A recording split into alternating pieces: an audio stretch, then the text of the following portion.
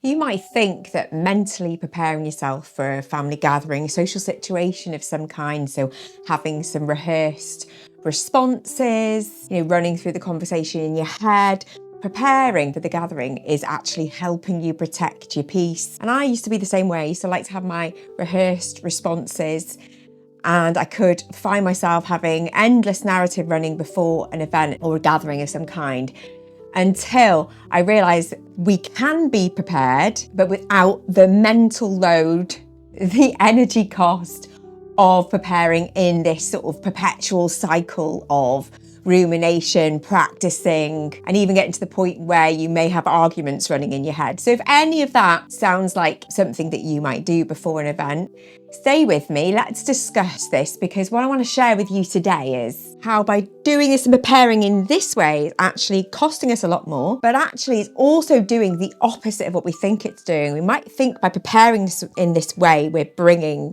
more peace to the situation because we're prepared and ready, but actually it can be doing the opposite. Because what we're doing, we might outwardly be presenting as calm, but actually internally we're sort of bracing, we're coming in ready for that friction. We're in a vigilant state because we've prepared so much. And again, outwardly, we're displaying calm, but what we've actually done is suppressed emotions for ourselves.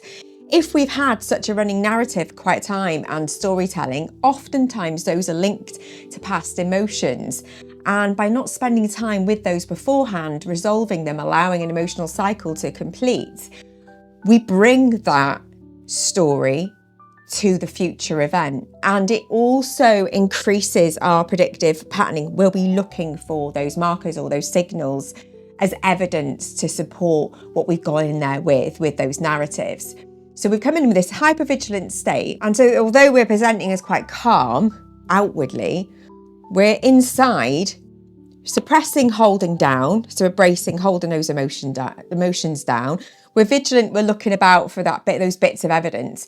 And not only that, the emotional and cognitive load that's taken, or the allostatic load in the body, to be running on these past stories and replaying and practicing and rehearsing what we're going to do in a social situation is exhausting. So we're depleted and exhausted before we've even arrived at the social situation. So why are we doing this? Our body is doing its best to keep us safe.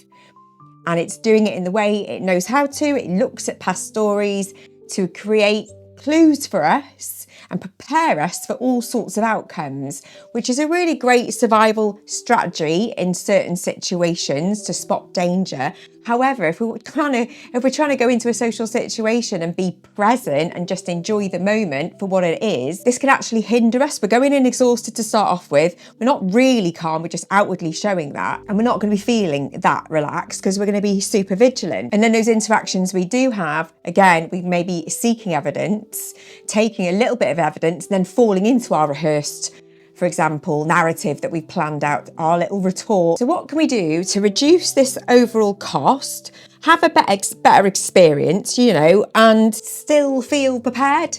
Because wanting to have a peaceful interaction, life doesn't always go that way. So how can we still feel prepared, that we're not doing ourselves a disservice there, but we're not exhausting ourselves beforehand with all this running narrative, and also not repeating and embedding these predictive patterns? So first of all, we can look at any unresolved emotions that may be arising. So there's a narrative occurring before the event. It's sitting with those, allowing an emotional cycle to complete. So breathing through those, whatever is your way to access and allow the emotion to complete, and looking at what that is and what's going on for us. So we've taken responsibility for that. So we're not carrying that with us, that friction or hostility in a way to the event. But also, because we can't control outwardly what we may encounter, we still want to feel prepared.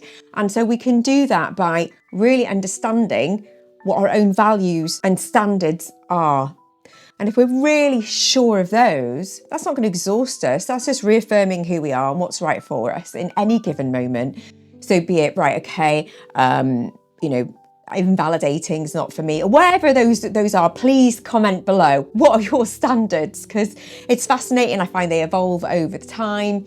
But if we're sure of those and we're building self-trust, so we know in a situation, oh, I'll be able to recognise those because I know myself, I know my standards, and I'll know when those aren't being met. And so we can bring in healthy boundaries for ourselves. We are prepared, but we're doing it in a non-vigilant way. We're bringing peace, but this way we're not exhausting ourselves before the event, and we're not bringing any of those predictive patterns into it. And the amazing thing and benefit of doing the emotional work beforehand as well is that then informs the predictive models in our brain. How we see things in social situations will change, or the lens or the perception will change as we keep going to these and as we keep working without any arising emotion before we arrive at the event or social situation. We've had time to upgrade our system, so we're not looking for the old evidence. We're more present in the moment, but still prepared, ready to adjust and protect our peace, but in a way that's much more beneficial for us and others around us. So let me know if this video's been useful at all, if there's anything that you've found helpful, a takeaway at all, and also if there's particular values that you've really honed in on that work for you, that help build that preparation in that non-allostatic load costing way that helps. Lovely to hear from you in the comments. Let's share those, maybe get that conversation going. I'll list some of mine below as well, because I love this kind of conversation. Anything that we can do, chat about, figure out together that just helps the everyday just be that little bit better. And for you, if it's less about this preparation and it's more about not understanding what's going on in a conversation when you feel like empathy may have disappeared, I'll leave the link to this video here, which is about empathy fragmenting. Might be useful, check it out. And it's been wonderful to have you here. Please don't forget to like and subscribe, and see you in the next one. Bye.